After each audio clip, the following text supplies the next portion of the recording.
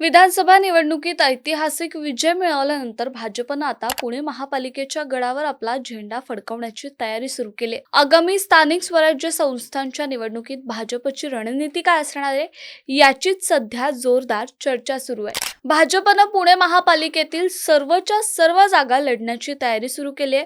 विशेष म्हणजे या निवडणुकीसाठी कार्यकर्त्यांना सज्ज करण्यासाठी प्रभाग स्तरावर मोठ्या प्रमाणात सदस्य नोंदणी अभियान सुरू होणार आहे. प्रत्येक प्रभागात तब्बल 10,000 सदस्य नोंदवण्याचं लक्ष ठेवण्यात आलंय. पुण्यातील 8 विधानसभा मतदारसंघांमध्ये निरीक्षकांची नेमणूक करण्यात येणार आहे.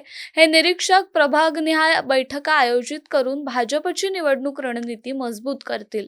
मागील निवडणुकीत भाजपनं पुण्यात प्रचंड यश मिळवलं होतं. 100 नगरसेवकांच्या जोरावर त्यांनी महापालिकेत आपली सत्ता स्थापन केली होती. महापालिकेवर भाजपची गेल्या 5 वर्षांपासून पकड मजबूत आहे. मागील निवडणुकीत भाजपचे तब्बल 100 नगरसेवक निवडून आले होते, पण यावेळी भाजपनं अजून मोठी रणनीती आखली आहे. 10,000 सदस्य नोंदणी अभियान प्रत्येक प्रभागात राबवलं जाणार आहे आणि प्रत्येक प्रभागात प्रभावी उपस्थितीसाठी प्रभागवार बैठका देखील घेतल्या जाणार आहेत. तर मागे राष्ट्रवादी काँग्रेस 30-35 नगरसेवकांपर्यंत मर्यादित राहिली होती.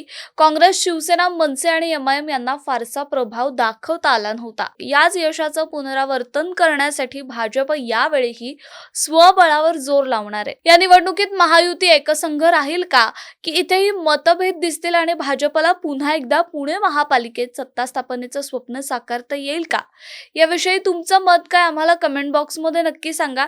आणि अशाच राजकीय घडामोडींच्या अपडेट्ससाठी आमच्या सिविक मिररच्या YouTube चॅनलला सबस्क्राईब करायला विसरू नका.